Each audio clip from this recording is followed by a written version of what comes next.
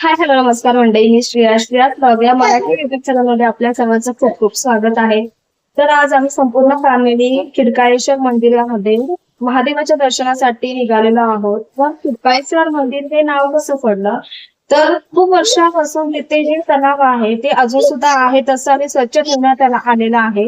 त्यामुळे आणि त्याच्या बाजूला हे मंदिर बांधल्यामुळे या मंदिराचं नाव सुद्धा खिडकाळेश्वर मंदिर असं ठेवण्यात आलं. त्यानंतर आपण बऱ्याच वेळेस असं व्हिडिओमधून ऐकलेलं असेल की हे मंदिर कोणी बांधलं, पण ते मंदिर कशासाठी बांधलं ह्याची सुद्धा संपूर्ण माहिती आपल्याला या व्हिडिओच्या माध्यमातून ऐकायला भेटेल.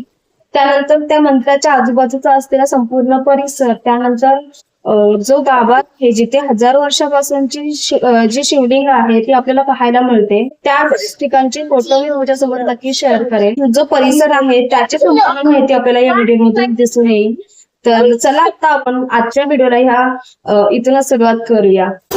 त्यानंतर तुम्ही बाहेर सुद्धा पाहू शकता, पावसाचा वेदर झालेला आहे, खूप पाऊस पडतोय इथे. तुम्हाला मी बाहेर सुद्धा वातावरण दाखवेन. सर्वच ठिकाणी खूप हिरवळ असल्यामुळे इथे ह्या साईडला कदाचित मला तरी असं वाटतं की पाऊस खूप पडत असेल. आणि सध्या आता आमची सर्वांची तयारी झालेली आहे. सायशा श्रेयांश सुद्धा खूप खुश आहे, त्यांची सुद्धा तयारी ते सर्वात आधी तयार होऊन बसलेले आहेत. त्यानंतर मी हा असा पंजाबी ड्रेस घातलेला आहे, त्याला पटियाला सुद्धा तुम्ही बोलू शकता, कारण की त्या मंदिरामध्ये जीन्स क्रॉप टॉप वगैरे ह्या सर्व स्पेशली ह्या सर्व गोष्टी तिथे काही अलाउड नाहीये.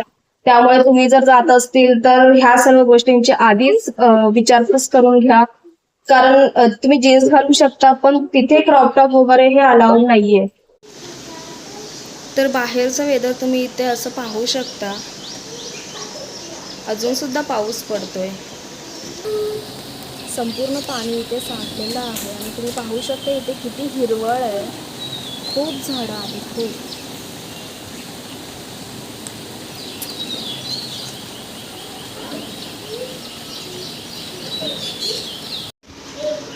श्रेयांश, जायचं? झाली तयारी? सायशा हाय कर, हाय का? झाली का तयारी? एक्साइटेड आहेस? चला आपण जाऊया फिरायला. डॅडीला बोलू, चल जाऊया. हाय कर. तोंडातला काढ घाण, असं खायचं नाही. हा, हाय का?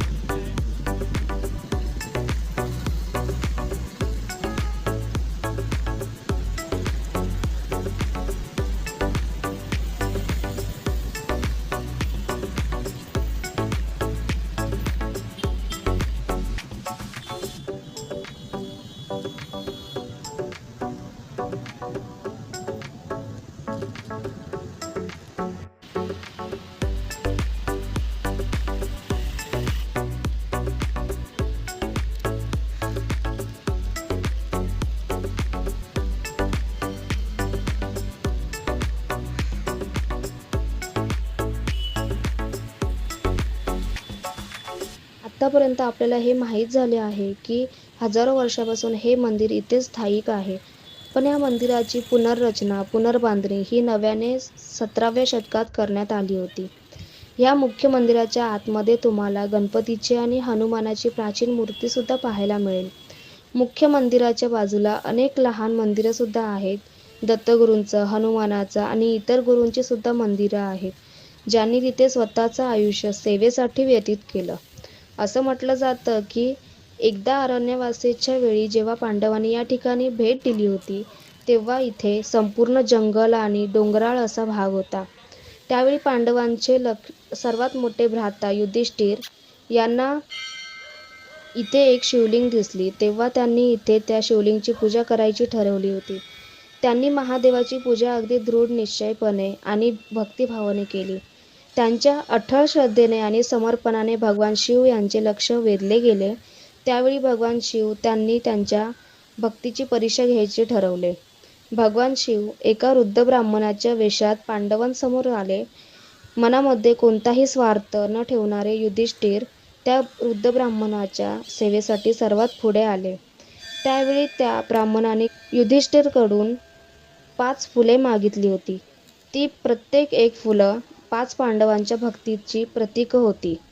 पांडवांना युक्ती, शक्ती असल्यामुळे त्यांना ते काम अगदी सोपे वाटत होते. पण त्यांना हे काही काळाने लक्षात आले की ते जिथे स्थायिक आहेत त्या परिसरामध्ये कुठेच फुलं नाही आहेत. फुलांचा शोध घेतल्यानंतर सुद्धा पांडवांना फुले कुठेच सापडली नाहीत. जसा सूर्य मावळला तशा त्यांच्या सर्व आशासुद्धा मंदावल्या. तेव्हा कुशल धनुर्धारी अर्जुनाला तलावाकडे बोलावणारा एक आवाज ऐकू आला. त्या आवाजाकडे जाताना त्या तलावामध्ये सुंदर अशी कमळं फुललेली दिसली. त्या तलावामधून फुलं काढून आणत असताना बाजूच्या डोंगरावरून एक मोठा दगड असा कोसळत येत होता. त्यावेळी भीमाचे लक्ष तिथे गेले आणि बलवान आणि निर्भय असलेला भीम त्याने आपल्या प्रचंड शक्तीचा वापर करून तो दगड खाली येण्यापासून थांबवला होता आणि अर्जुनाला इजा होण्यापासून सुद्धा वाचवले होते. त्यांना बघून नकुलसुद्धा अर्जुनाला फुले गोळा करण्यासाठी मदतीला धावला. तर सहदेवाने सुद्धा अडथळे दूर करण्यासाठी पवित्र मंत्रांचे पठण करायला सुरुवात केली होती. अशा प्रकारे एकत्रितपणे पांडवांनी आव्हानांवर मात केली व त्यांची एकता आणि दृढ निश्चयता दाखवली. जेव्हा पांडव ती फुले घेऊन परतले व ती फुले वृद्ध ब्राह्मणांसमोर सादर केली, तेव्हा भगवान शिव त्यांनी त्यांचे खरे रूप त्यांना दाखवले होते. तेव्हा सर्व ठिकाणी दिव्य प्रकाश पसरलेला असं सुद्धा सांगण्यात आलं आहे. त्यांच्या भक्ती आणि एकत्रितपणावर प्रसन्न होऊन भगवान शिव यांनी त्यांच्या धार्मिकतेची आणि निस्वार्थीपणाची ओळख पटवून त्यांना येणाऱ्या कुरुक्षेत्र युद्धात विजय सुद्धा मिळवून दिला होता. पांडवांनी सुद्धा अतुलनीय धैर्याने आणि भगवान शिव यांच्या अढळ श्रद्धेने लढा दिला. भगवान कृष्णाच्या मार्गदर्शनाखाली त्यांनी कौरवांवर मात केली आणि स्वराज्यामध्ये न्याय आणि धार्मिकता घडवून आणली. त्यांचा विजय भक्ती, एकता आणि त्यांना मिळालेल्या दैवी आशीर्वादाचा पुरावा होता.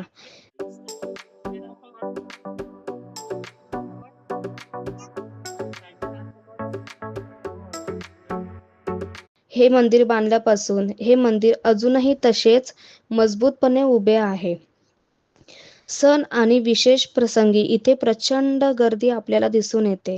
तेव्हा स्थायिक लोक आणि भाविक उत्साहाने उत्सव साजरा करण्यासाठी एकत्र येतात. तर हा होता ह्या मंदिराचा इतिहास.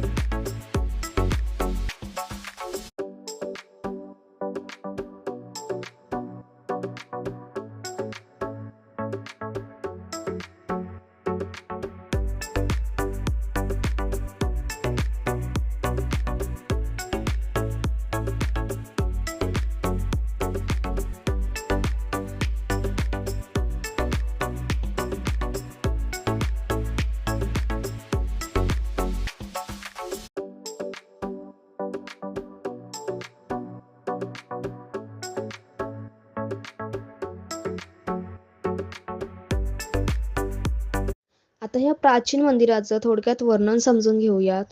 डोंबिवली ते कल्याण या परिसरावर पूर्वी शालिवाहन राजांची सत्ता होती.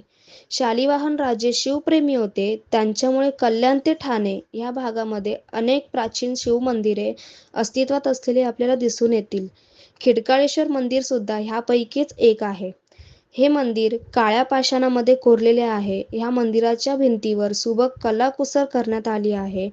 ह्या मंदिराचे खांब, प्रवेशद्वार, खिडकी, कोनाडे ह्यांची रचना सुद्धा खूप अप्रतिम अशी केलेली आहे. मंदिरामध्ये शिवगाभार सुद्धा करण्यात आलेला आहे. मंदिराच्या बाहेर एक दगडी शिल्प आहे. भाविक त्या शिल्पाचेही दर्शन घेतात. मंदिर परिसरात इतरही देवांचे, गुरूंचे मंदिरे, लहान लहान मंदिरे पाहायला मिळतील. अनेक बाबा महाराजांची समाधी स्थळेही सुद्धा आहेत. काहीच वर्षांपूर्वी ह्या मंदिराचा जीर्णोद्धार सुद्धा करण्यात आला होता. आत्ताच्या सुविधांमध्ये सिमेंट, काँक्रीट व आधुनिक टाईल्सचा अधिक वापर केल्यामुळे शिल्पाकृतीचे सौंदर्य खूप मोठ्या प्रमाणात दिसेनासे झाले आहेत. ह्या मंदिराच्या बाजूला एक तलाव आहे. तलावाच्या भोवती फिरण्यासाठी पूल बांधण्यात आलेला आहे. इथे मोठ्या प्रमाणात कबुतरांना खाद्य दिले जाते. विविध रंगी वेगवेगळे आवाज काढणारे पक्षी सुद्धा इथे आढळून येतात. आणि ह्या तलावामध्ये खूप मोठ्या प्रमाणात असे आपल्याला कासव सुद्धा दिसून येतील. पक्षीप्रेमींसाठी हे तलाव पर्वणीच आहे. मंदिराच्या आवारामध्ये लहान मुलांसाठी उद्यानं बांधण्यात आलेली आहेत, पण ते पावसामुळे खूप खराब अवस्थेत आहेत अशी मला दिसून आली. हा परिसर खूप निसर्गरम्य मला वाटला. संध्याकाळी इथे भाविक मंदिरात न जाता फेरफटका सुद्धा मारायला येतात. इतकं हे मंदिर निसर्गरम्य आहे. तुम्ही सुद्धा येऊ शकता. तर असा होता ह्या मंदिराचा इतिहास. तुम्हाला कसा वाटला? हा व्हिडिओ तुम्हाला आवडला का? आवडला असेल तर ह्या व्हिडिओला नक्की लाईक करा, शेअर करा, जास्तीत जास्त शेअर करा. आणि अजूनपर्यंत ह्या माझ्या नवीन यूट्यूब चॅनलला जर सबस्क्राईब केलं नसेल तर नक्की सबस्क्राईब करा. तोपर्यंत आपण लवकरच भेटू पुढच्या व्हिडिओमध्ये. तोपर्यंत सर्वांनी स्वतःची काळजी घ्या. बाय.